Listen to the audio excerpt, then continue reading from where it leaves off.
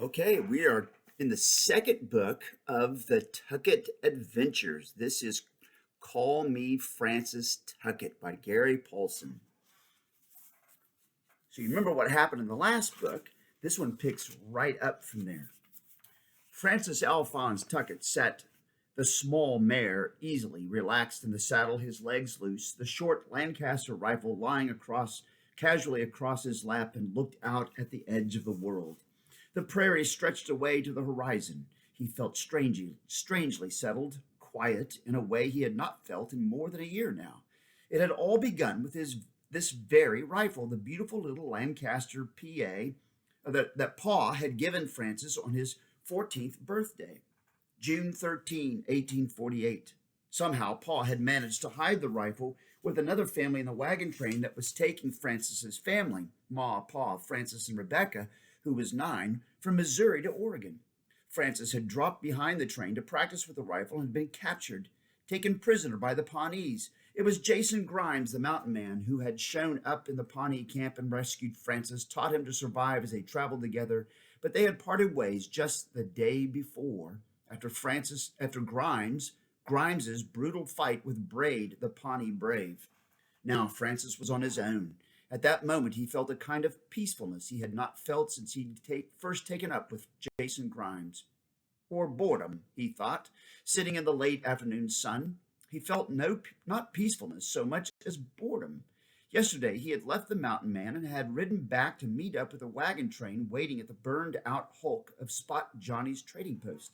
They had welcomed him with open arms and had themselves left early the next morning. The wagon master approached him as they were lining out the wagons in the pre-dawn gray light. "Do you wish to be assigned to a wagon?" Francis had been looking at the wreckage of Spot Johnny's post, burned by the Pawnees, in the same direction as the place where he had left Jason Grimes. What? The wagon master smiled and put his hand on Francis's shoulder. "He seemed like a good man." "Who?" "The mountain man. He seemed good, a man you would miss being around." "Well, he wasn't," Francis said curtly. "He wasn't worth spit." He turned to look at the wagon master. "And I don't want to talk about him any more. What was that about a wagon?" The wagon master sighed. "Do you wish to be assigned to one?" Francis looked at them, lumbering along, kids and loose stock running alongside. They were already raising clouds of dust, and there were masses of flies around the horses and oxen, hungry, biting flies. "No, thank you. I'll just free range if that's all right."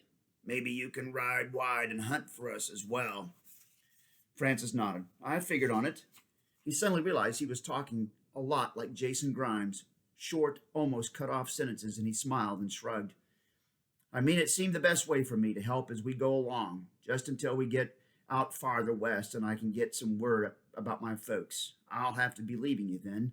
"Of course."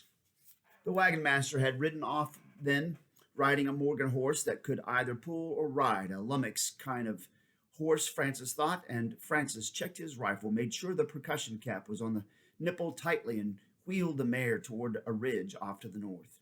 If the truth were known, he was glad to be away from the train.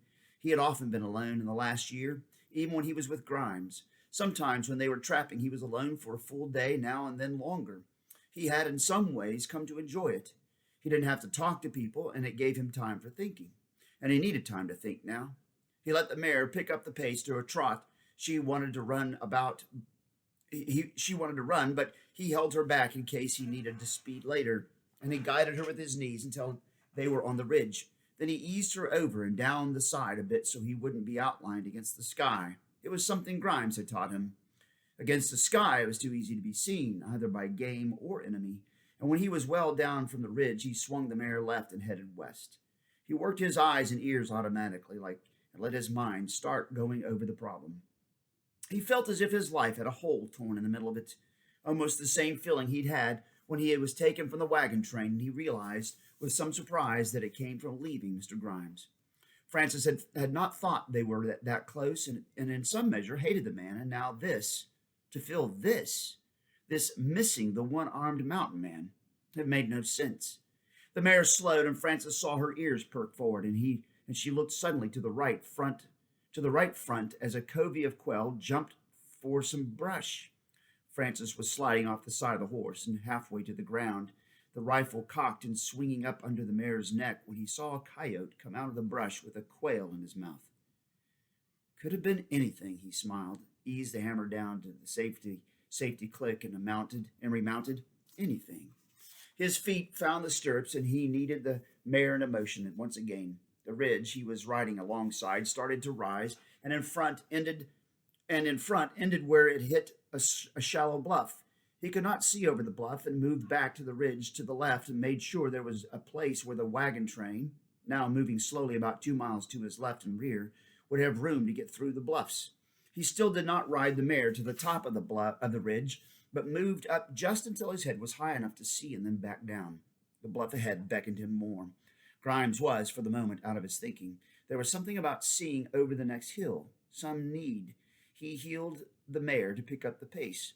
She stepped into an easy canter and climbed the shallow the shallow back of the bluff, and stopped just as she came to the top. And it was here that Francis saw the edge of the world. Spread out below, reaching away to the horizon and beyond, reaching away west forever, the land, flat and impossibly large, lay before him. Francis did not finish. Even the mare had stopped, seemed to be staring at the view. Her ears twitched to knock off flies. It's too big, he said finally, and realized what he meant it. The land was just too big to see, to own, too big to cross, too big for anything. It's bad enough on a horse, he thought. How could the wagons, the mile-an-hour wagons, ever hope to cross it? It would take them years. The prairie he had already crossed was enormous. Newspapers in the East called it a sea of grass, but Francis had never seen more than a hill or two at a time. This way, from the bluff edge, he could see it all. He could see it all, or a large part of it, and for a moment the bigness kept him from seeing details. Then the mare stumbled as a gopher hole caved in under her foot, and it snapped Francis back to reality. In detail, the plain before him proved to be not just empty grass, which he'd first thought. 3 or 4 miles to the west, there was a large, dark smudge that seemed to be surrounded by dust clouds. He thought that it was trees or low brush, but as he watched, it seemed to move, crawling slowly across the prairie, and he knew it then. Buffalo, a herd 5 or 6 miles across, grazing and kicking up dust. Or, Francis thought, food for the wagon train. He had never shot a buffalo, but with Grimes he had taken deer and antelope, and they'd eaten a lot of beaver meat when they were trapping, but never a buffalo, and he wasn't sure just how to hunt them. Do I just ride out there and shoot one? The mare twitched her ears, listening to his voice. Is that the way? In truth, one would not be enough. There were 10 wagons, some 30 people, and they would probably want to store meat for the future.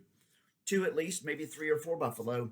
He looked back and to the left and saw the thread of dust rising from the wagon train. He could go back for them, bring some men from the train with rifles to help, but few of them had horses.